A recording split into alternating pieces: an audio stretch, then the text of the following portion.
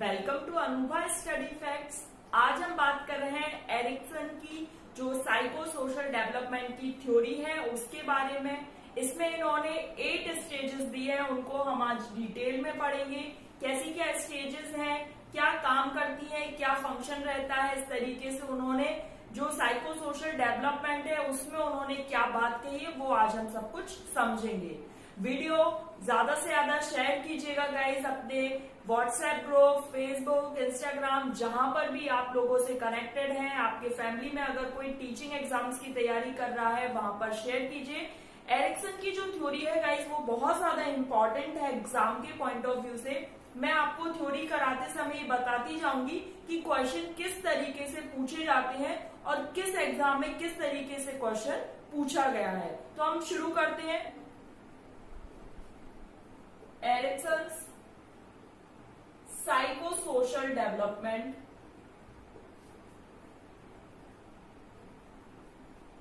मनोसामाजिक विकास,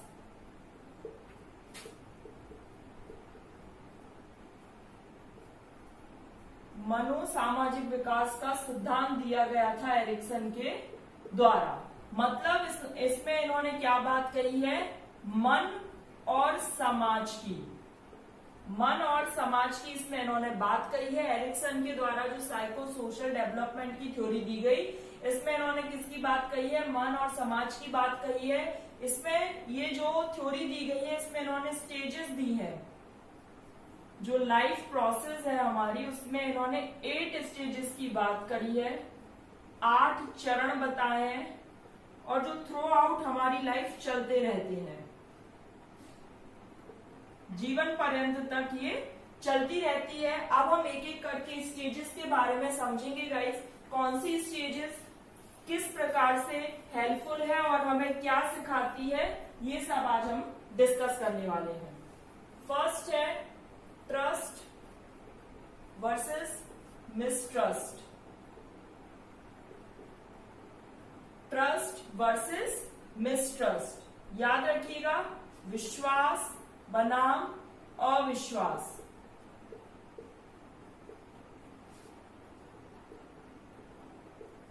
ये जो एज है गाइस ये होती है 0 से लेके 1.5 वर्ष की उम्र तक। अब थोड़ा सा हम समझ लेते हैं ये 0 क्यों लिखा है, क्योंकि हम यहाँ पर ईयर के टर्म में बात कर रहे हैं। जब तक 12 महीने नहीं होंगे तब तक 1 वर्ष कंप्लीट नहीं होता है, इस वजह से ये 0 ईयर लिखा गया है, याद रखिएगा। तो विश्वास बनाम अविश्वास की बात कही है। ये 0 से 1.5 वर्ष की उम्र होती है। इसमें क्या होता है, जो बच्चा होता है वही 1.5 वर्ष तक का जो बच्चा है वो अपनी हर चीज के लिए अपनी माँ पर डिपेंड रहता है। ठीक, तो जैसे फीडिंग उस टाइम पर हो, केयर मिले, लव मिले, वॉमिट मिले, ये सब अगर उसे मिल रही है, ठीक, तो उसका जो वर्च्यू है, वर्च्यू मतलब जो गुण मिलेगा उसमें क्या है, होप जनरेट हो जाएगी। बच्चे में क्या है, होप जनरेट हो जाती है। मतलब अगर उसकी फीडिंग टाइम पर हो रही है, उसको अपनी माँ से केयर, वॉमिट, लव मिल रहा है, तो जो उसका वर्च्यू है वो क्या आ जाएगा, होप हो जाएगी। मतलब उसके अंदर एक आशा आ जाएगी और वो लोगों पर विश्वास करना सीख जाएगा। एरिक्सन कहते हैं कि अगर इस स्टेज, ये जो स्टेजेस चलेंगी, हर एक अगली स्टेज का प्रभाव जो है वो पहली वाली स्टेज से जुड़ा रहेगा। मतलब अब जो हम दूसरी स्टेज पढ़ने वाले हैं उसका प्रभाव जो है वो इस पर डिपेंडेंट रहेगा। मतलब उसकी अगर फीडिंग सही टाइम पे हुई है, उसकी जो माँ के द्वारा उसको लव केयर मिला है, तो उसके मन में जो है वो एक विश्वास जागृत हो जाएगा। तो जो यहाँ पर एक्टिविटी है वो क्या है, फीडिंग की। ठीक, यहां तक समझ आ गया होगा फीडिंग तक कि भाई अगर उसको माँ के द्वारा फीडिंग टाइम पर दी जाती है तो ट्रस्ट जनरेट हो जाता है। लेकिन अगर माँ के द्वारा परित्याग कर दिया जाए, उसको फीडिंग टाइम पर ना दी जाए, उसकी केयर ना की जाए, उसको वॉमिट लव ना दिया जाए, तो आगे की भी जो स्टेजेस है लाइफ की उसमें क्या है, मिसट्रस्ट बना रहेगा बच्चे का। आई होप यहां तक सब कुछ क्लियर हो गया होगा। एक स्टेज की हमने बात कर ली है, अब हम दूसरी स्टेज पर बढ़ जाते हैं। ये देखिए, इसको आप इस तरीके से याद रख सकते हैं। ये निमोनिक है इसका। फिर दूसरा है autonomy versus shame and doubt. Autonomy versus shame and doubt. इसमें क्या होता है, मतलब स्वायत्तता बनाम शर्म एवं संदेह। इसमें क्या होता है, autonomy versus shame and doubt में मतलब बच्चा क्या है, इसमें ये होता है 1.5 से 3 वर्ष की अवस्था। इसमें बच्चे को टॉयलेट ट्रेन किया जाता है। ये इसकी एक्टिविटी हो गई। ये एग्जाम में पूछा गया है, याद रखिएगा कि किस वर्ष तक, एज तक या किस एज तक जो बच्चा होता है वो फुल्ली टॉयलेट ट्रेन हो चुका होता है। एमपीटेट प्रीवियस ईयर में जो एक मैंने फुल प्लेलिस्ट बनाई है एमपीटेट प्रीवियस ईयर पेपर, उसमें आप देखिएगा मैंने सॉल्व कराया था। उसमें क्या है, ये पूछा गया है पेपर में कि जो बच्चा है वो किस एज तक आते आते फुल्ली टॉयलेट ट्रेन हो चुका होता है, तो 3 वर्ष तक। कितने वर्ष तक, 3 वर्ष तक, याद रखिएगा। तो ये हो गई एक्टिविटी। अगर उसको टाइम पर आप टॉयलेट ट्रेन कर देते हैं तो बच्चे में क्या है, स्वायत्तता मतलब ऑटोनॉमी जनरेट हो जाती है। बच्चे ये समझता है कि अब मैं काम खुद से कर सकता हूं। तो इसका जो वर्च्यू है या जो गुण है बच्चे में क्या है, विल पावर आ जाती है। विल जो होती है वो बच्चे में आ जाती है। ये हमारी सेकेंड स्टेज हो गई। अब हम थर्ड स्टेज की तरफ चलेंगे। देखिए आई पर 3 बार ये क्यों दिख रहा होगा, मतलब यहाँ पर 3 बार आई का यूज होगा। तीसरी है जो initiative versus guilt. Initiative versus guilt मतलब इनिशिएट मतलब पहल करना, पहल बनाम हीनता। ये होती है आपकी 3 से लेके 5 वर्ष तक की। इसमें क्या होता है, जो बच्चा होता है वो प्ले एज कहलाती है। और क्या होती है, इसमें जो बच्चा होता है वो अर्ली चाइल्डहुड एज है। अर्ली चाइल्डहुड एज है मतलब पूर्व बाल्यावस्था।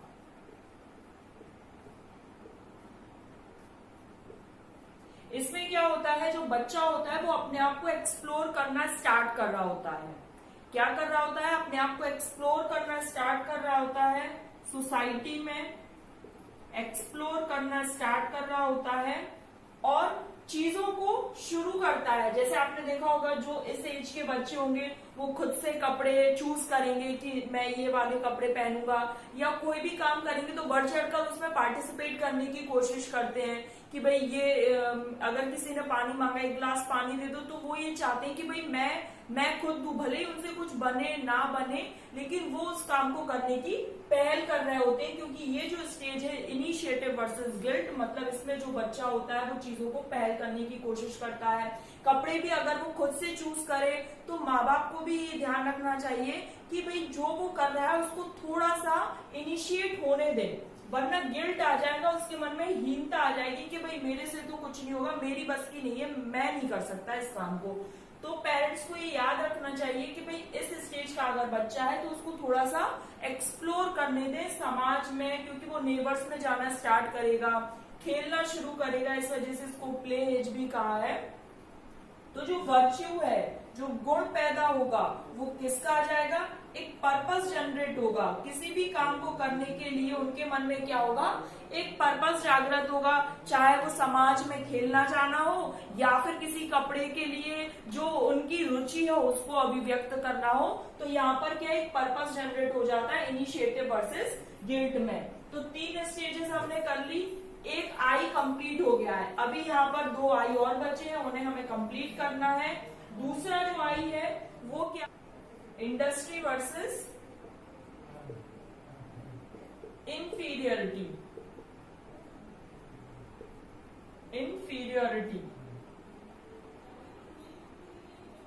इंडस्ट्री मतलब होता है यहाँ पर बच्चा क्या है, उद्योग बनाम मतलब बहुत ज्यादा परिश्रम है, श्रम कर रहा है, उद्योग बनाम या श्रम बनाम हीनता।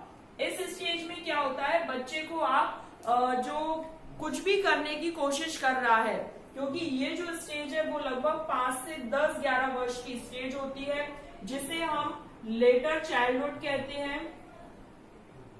लेटर चाइल्डहुड है और स्कूल एज है, क्योंकि इस स्टेज में जो बच्चा है वो स्कूल जाना स्टार्ट करता है और क्या होता है, यहाँ पर वो मेहनत करने के लिए कोशिश करता है। हर चीज हो, चाहे पढ़ाई हो, आपने देखा होगा इस स्टेज में जो बच्चा है वो पढ़ाई के प्रति भी थोड़ा सा सिंसियर होना स्टार्ट हो जाता है, क्योंकि यहाँ से जो है वो उसकी स्कूल एज स्टार्ट हो चुकी है। तो अब जो बच्चे में वर्च्यू आएगा वो आएगा कॉम्पिटेंस का, कॉम्पिटेंस का आ जाएगा।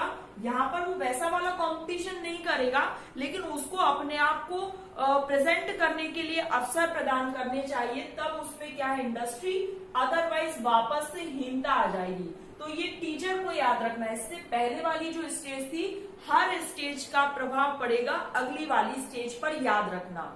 हर एक स्टेज का क्या है, प्रभाव पड़ता है अगली वाली स्टेज पर। अगर पेरेंट्स उसको इससे पहले वाली स्टेज में एक्सप्लोर होने देंगे समाज में, तो वो यहाँ पर भी बहुत अच्छे से कर पाएगा। लेकिन अगर यहाँ पर टीचर्स के द्वारा उसको रोक दिया गया या किसी कारणवश उसकी चीजों को दबा दिया गया, या जो वो परिश्रम कर रहा है उसको एनकरेज नहीं किया गया, अप्रिशिएट नहीं किया गया, तो वापस से बच्चे में हीनता जनरेट हो जाएगी। आई होप यहां तक सब कुछ क्लियर हो गया होगा। 4 स्टेजेस की हमने बात कर ली है, अब हम 5वीं स्टेज करने वाले हैं।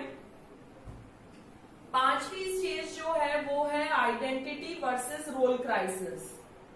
आइडेंटिटी वर्सेस रोल क्राइसिस, ये बहुत ज्यादा इंपॉर्टेंट है, क्योंकि एरिक्सन के द्वारा ये टर्म दिया गया था। ये पूछा जाता है आइडेंटिटी वर्सेस रोल क्राइसिस जो टर्म है वो किसके द्वारा कॉइन किया गया, तो एरिक्सन के द्वारा। याद रखिएगा, बहुत ज्यादा इंपॉर्टेंट है। एरिक्सन के द्वारा ये बताया गया था, आइडेंटिटी मतलब पहचान बनाने की कोशिश करेगा बच्चा, ठीक, वो इस चीज में फंस चुका है। रोल क्राइसिस मतलब वो इस चीज में फंस चुका है कि जो उसकी पहचान है वो कहाँ है। आपने देखा होगा ये क्या है, 11 से 19 वर्ष की अवस्था या 18 वर्ष की अवस्था है। इसमें 1-2 साल से कोई फर्क नहीं पड़ेगा एग्जाम में, तो आप एज इतना मैटर नहीं, बस आपको केवल समझाने के लिए। ये जो है ये है किशोर अवस्था, ठीक, ये कौन सी है, किशोर अवस्था है।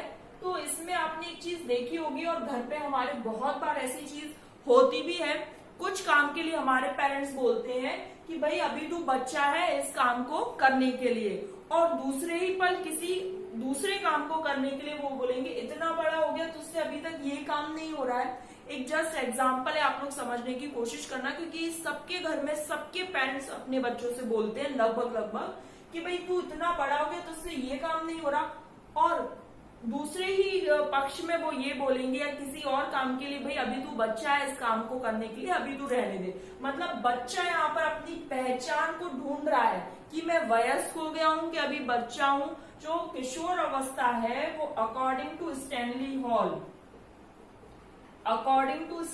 हॉल जो है वो तनाव एवं तूफान की अवस्था है। याद रखिएगा, तनाव एवं तूफान की अवस्था है।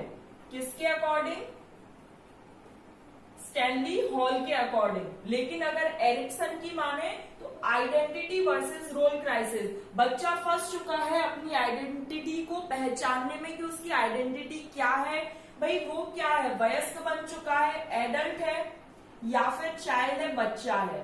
तो आपको एक चीज और मैं यहाँ पर बता दूं कि ये जो किशोर अवस्था है, जो अडोलसेंस है, वो क्या है, एक ट्रांजिशनल पीरियड है।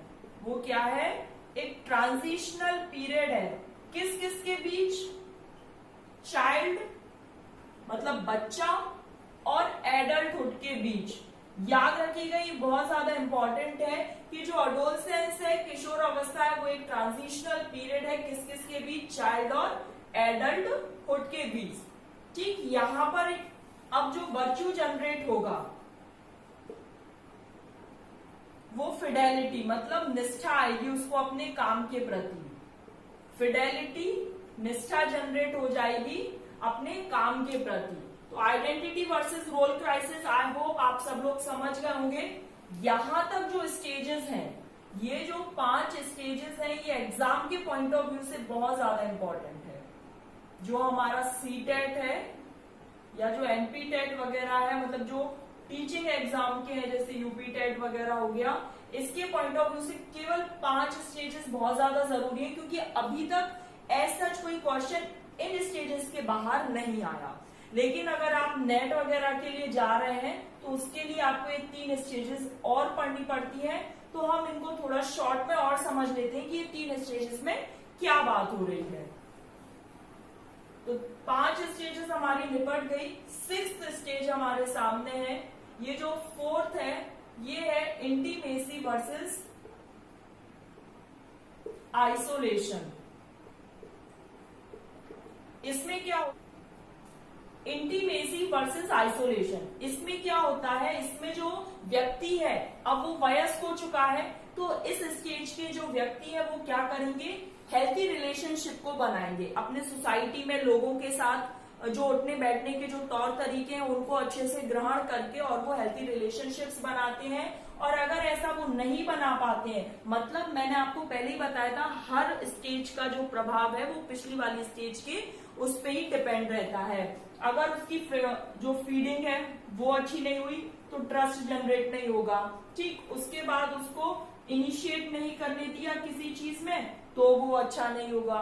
फिर उसके बाद उसको एक्सप्लोर नहीं करने दिया तो मतलब ये सारी चीज कहीं ना कहीं इफेक्ट डालेगी आइसोलेशन पर। मतलब वो बहुत अलग थलग सा रहेगा, इंट्रोवर्ट टाइप का रहेगा। एक इंट्रोवर्ट वर्ड अच्छा है, इंट्रोवर्ट रहेगा मतलब अपने में सीमित रहेगा, बहुत चिड़चिड़ा रहेगा, लोगों के साथ उसके हेल्थी रिलेशनशिप्स नहीं बन पाएंगे। तो गाइस जो इंटीमेसी वर्सेस आइसोलेशन है वो क्या है, आपकी 6th स्टेज है। इसमें जो वर्च्यू है वो लव होता है। ठीक, मतलब इसमें एक्टिविटी जो है वो हेल्थी रिलेशनशिप्स बनाने होते हैं, और अगर व्यक्ति नहीं बना पाता है, लोगों से अलग थलग रहता है, तो आइसोलेट होकर रह जाता है। चलिए नेक्स्ट स्टेज पर पहुंच जाते हैं। ये है 7th, जनरेटिविटी वर्सेस स्टैग्नेशन। ये है 40 से 65 वर्ष की अवस्था। इसको थोड़ा सा समझ लेते हैं। जनरेटिविटी मतलब यहां पर क्या है, 40 से 65 वर्ष में पेरेंटिंग कर चुके होते हैं, मतलब यहाँ पर भाई बच्चों को लिखा पढ़ा दिया और उनको उस काबिल बना दिया तो जनरेटिविटी आ जाती है। रिटायरमेंट हो रहा होता है इस एज में, तो अगर उन्होंने बहुत सारे काम अच्छे करे, उनको वो प्रकाश डाल रहे हैं भाई कि हमने पेरेंटिंग अच्छी कर दी और अब हम भी खुश हैं और हमारे बच्चे को भी हमने उनके पैरों पर खड़ा कर दिया, उनकी जॉब लगवा दी। लेकिन अगर ऐसा नहीं कर पाए तो एक ठहरा हुआ सा अपने आप को सोचते हैं कि नहीं यार हमने अपने जीवन में ऐसा कुछ नहीं करा, मतलब बहुत बोलते हैं ना कि जीवन में कुछ उखाड़ नहीं पाए, तो मतलब यही हो गया कि स्टैग्नेशन हो गया, भाई रुक गया, हम कुछ अच्छा नहीं कर पाए। तो यहाँ के भी जो व्यक्ति होते हैं वो कैसे चिड़चिड़े से हो जाते हैं। आपने देखा होगा इस एज के व्यक्ति, बहुत सारे लोग जो इसका भी जो प्रभाव है आपने ध्यान दिया होगा, 21 से जो 40 वर्ष की अवस्था थी, जो लोग आइसोलेट हो गए वही लोग स्टैग्नेट हो जाएंगे, क्योंकि वो क्या है, लोगों से अपनी हेल्थी रिलेशनशिप्स नहीं बना पाए थे। चलिए नेक्स्ट और आज के लिए जो लास्ट स्टेज है उसकी बात कर लेते हैं। Ego, integrity versus despair. ये जो है वो 65 वर्ष के बाद की अवस्था है। इसमें क्या होता है, हाँ उसका आप वो लिख लीजिए, उसकी जो वर्च्यू है, इसकी जो वर्च्यू है वो याद रखिएगा, वर्क है। ठीक, इसकी जो वर्च्यू है वो वर्क है। जो अभी हमने इससे पहले वाली स्टेज पढ़ी, जनरेटिविटी वर्सेस स्टैग्नेशन, उसकी जो वर्च्यू है वो कैसी है, वर्क है।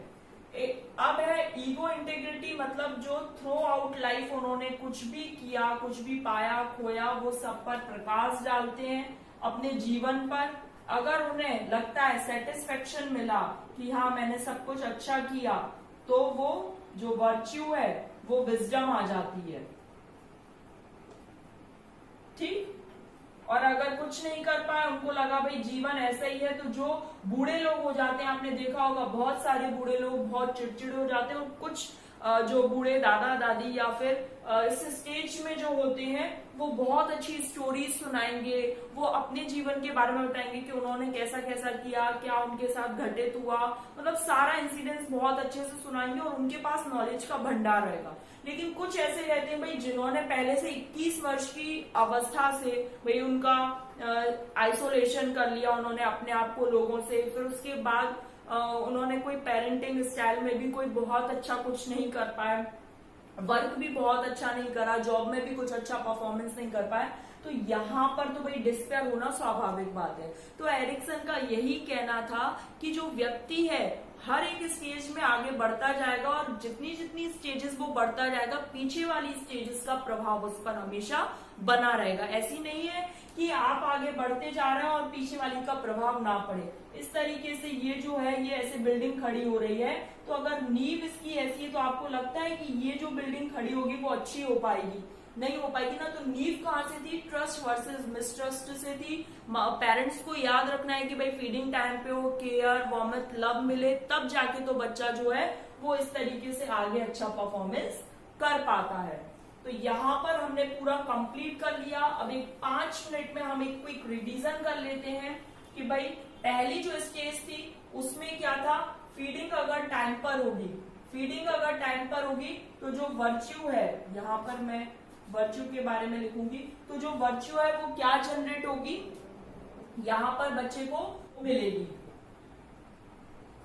फिर उसके बाद ऑटोनॉमी में क्या होता है, टॉयलेट ट्रेन्ड उसे अगर आप कर देते हैं तो उसकी विल पावर स्ट्रांग होगी।